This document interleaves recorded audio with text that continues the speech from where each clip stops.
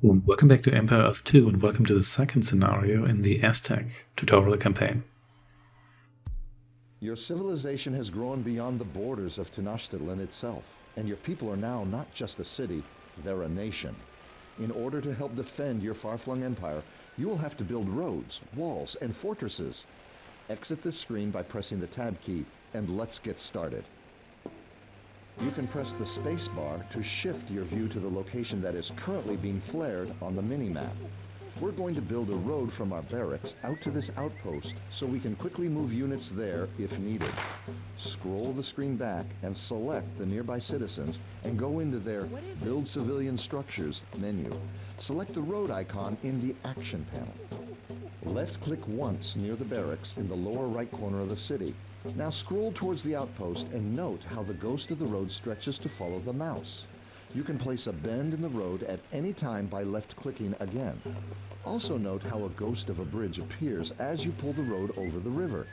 This means that the citizens will automatically attempt to build a bridge at this point, as they are constructing the rest of the road.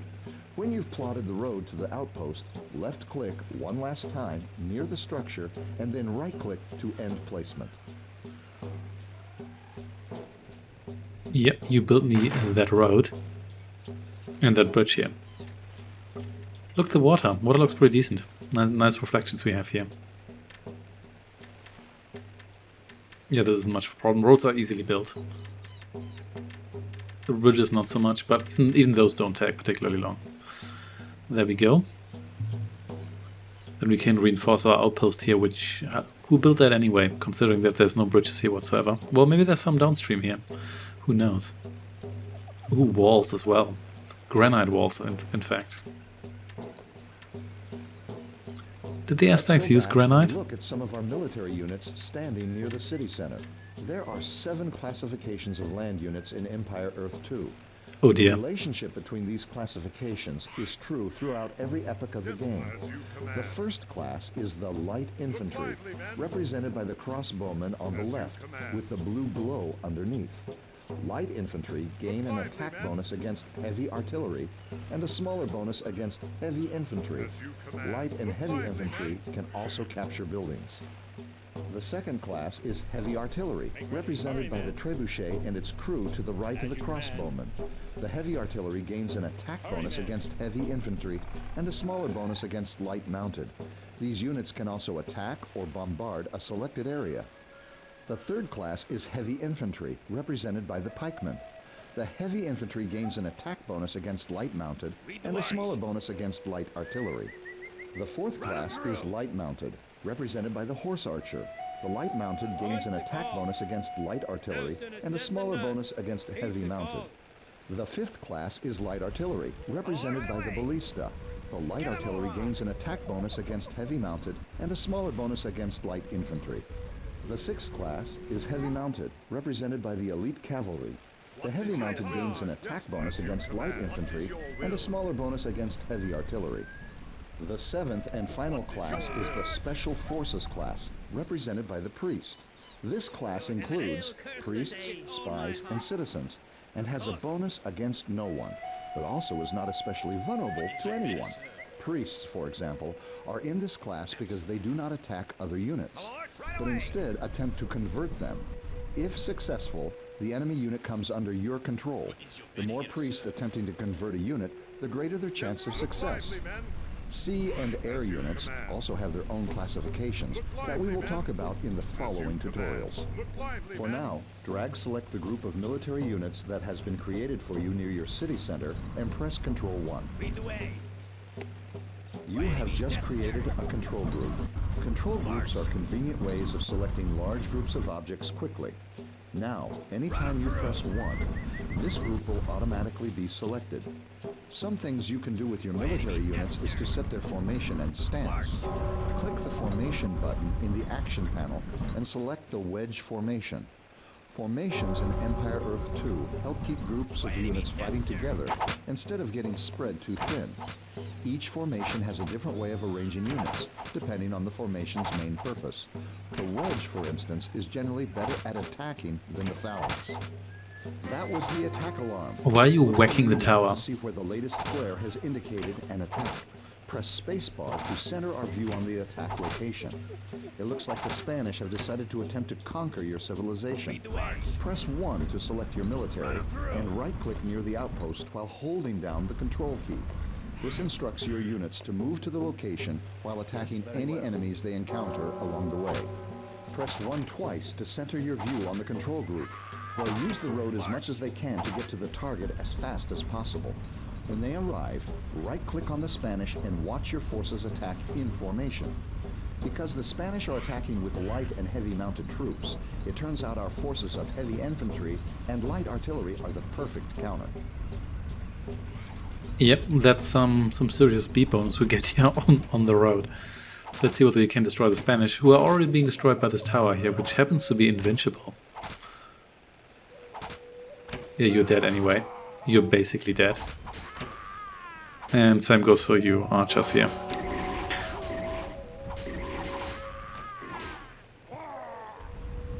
Great work. You have defeated the Spanish incursion. It's time to make sure they'll stay away. Select the citizens that built the road to the outpost and click on the Build Wall icon under Build Military Structures. You can place walls just like roads. Go ahead and connect the 2 wall sections by your outpost. Don't forget to right-click to finish placement. When the citizens finish building the wall, we'll make a gate and some towers. Ooh, a gate. This is getting exciting. Yep, this was the entirety of the Spanish incursion.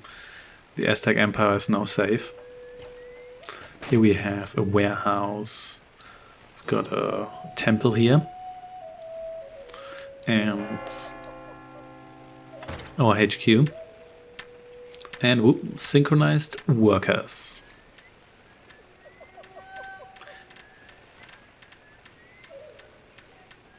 Oh, you're on the wrong side here.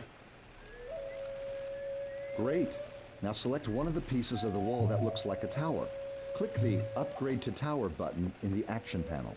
This piece will now undergo a short period of reconstruction and will become a strong point on the wall, which can be garrisoned to increase its attack rating against approaching enemies. Lead the way. Run them through. Lead the way by any means necessary. Alright, let's do that, which is going to take a while, I assume. Yep. We're getting there. And that's fine, we could build more roads, but I don't want to use the resources for that. We do have a lot of territories here, but one of the territories was just an area on the map you control. Borders the Spanish territory here. Doesn't look like we can really build much. I guess we could get some priests or so, but we don't really need those.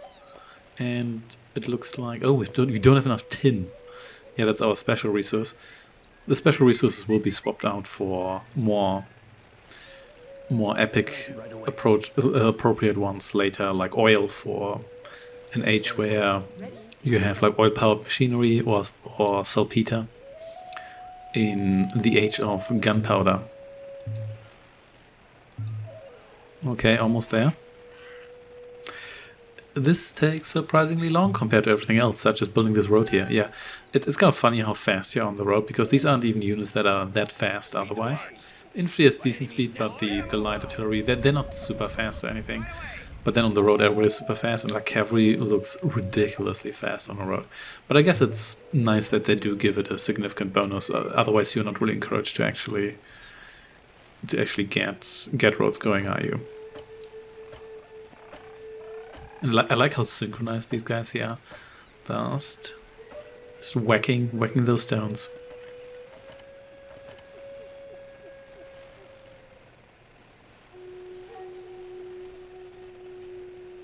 Almost there. Click on a regular wall piece and select the Upgrade to Gate button.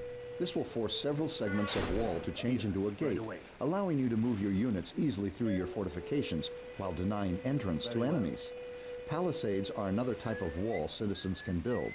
Palisades are weaker and don't have any towers, but they are a cheap form of defense and will also allow gates. Sure. Now, let's build a fortress near the gate. Select some citizens and select Fortress from the Military Structures panel and place it close to your side of the gate. Yeah, I guess that's here. Yeah, this is more like an Age of Empires 2 fortress than or castle than an Empire Earth 1 fortress.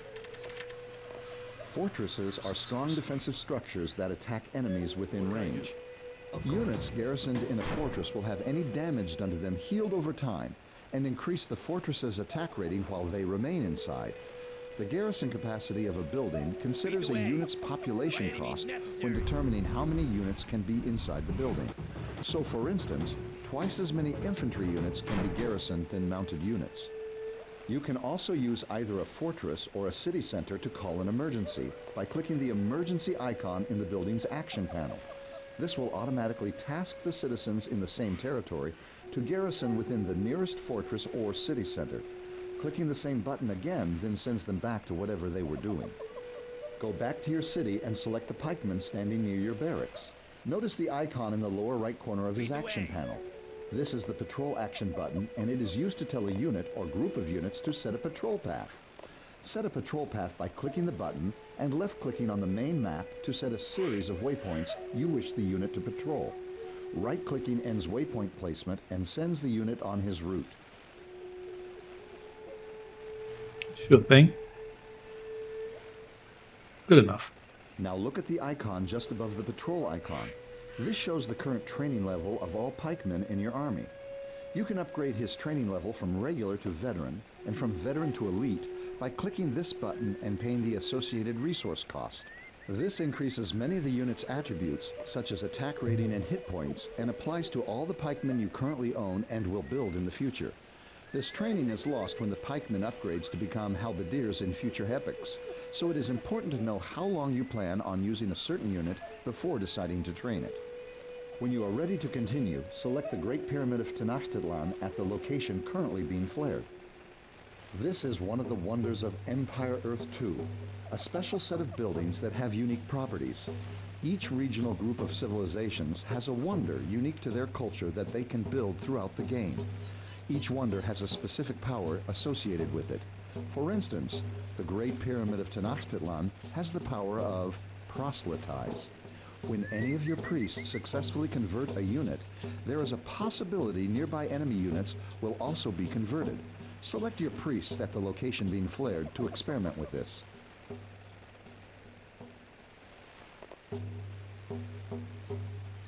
Sure thing, we've synchronized priests here. Well-trained priests. Let's convert Ferdinand's citizens here.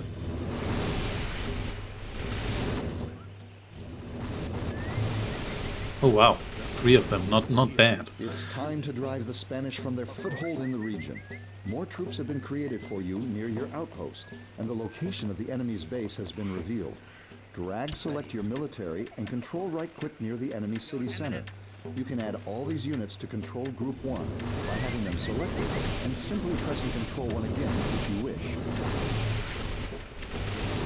Right away. Your Eminence. Good. You can all... you know what? You can actually stay in there. But all the pikemen here can come out of here. Yeah, it looks like the conversion also turns people into like a different ethnicity. You can't escape. There we go. Yeah, that looks a bit funky. I can understand why they do it, but it feels a bit weird. And it would also be kind of nice if let's just attack move through here. It would also be kind of neat if you could actually gain like citizens from another culture. Not that it really matters because it's the same unit, but yeah. Can you actually join me here? You can, okay. Sure. You come through here again. And you gain me lumber for no particular reason. Take a look at the unit icons in the unit information display. This shows you how many and what types of units you currently have selected.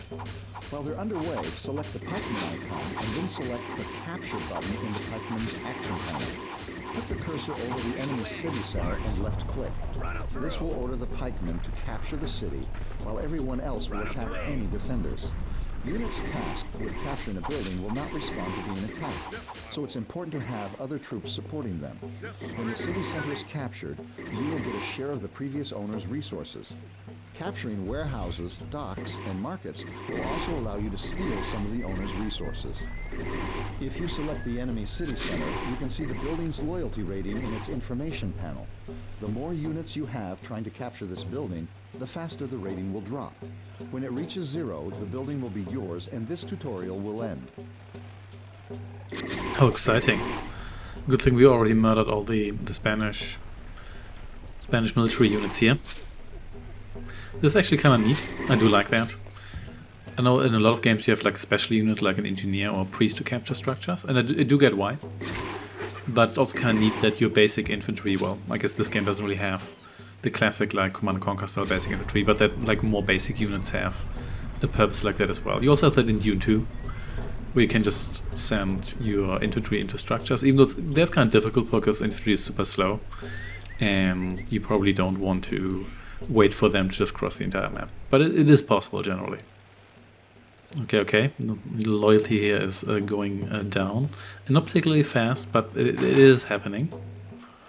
Should have brought you here along to accelerate things a little bit, but never mind. And then I guess this is the city center, so that building is probably the one that takes longest to convert. Not sure whether you can actually convert something like the Great Pyramid. Well, the Little Pyramid. I guess we'll see throughout the campaign. These guys are just kind of running around here, and then occasionally cheering. Yes, my lord. Yes, Are you actually contributing? You looks like you can. Yeah, looks like you can. With all my heart. You can actually contribute. Okay, you do that. We are 6% there. Good. My newly converted citizens here are getting me all that lumber, which I don't really need. But we'll need it in the future. There's also tech points. We'll get to those as well. Those essentially allow you to research new techs. And so there's basically a dedicated resource for that, as opposed to just spending your regular resources such as gold. Yeah, you do have a unit upgrade button now. It's a bit more of a generic upgrade system. I kind of wish they had like taken the one from the original Empire Earth and mixed that with the one from Empire Stone of the Modern World, because I kind of like the specific upgrades, but I want them to be a bit more special and unique, but I also like the general stat upgrades because they actually mean you have to make real choices, whether you want your units to be like fragile but strong, or fast but have low range. And I actually really like that. That was one of that game's best features, but they didn't really do much with that in later games, which is a bit unfortunate. Oh, Ferdinand, I'm coming for you. The Aztecs have defeated their most dangerous enemy yet. A foreign power, using technology the Aztecs had not even dreamed of, was decisively driven from their shores. Congratulations on completing the second Empire Earth 2 tutorial. Thank you.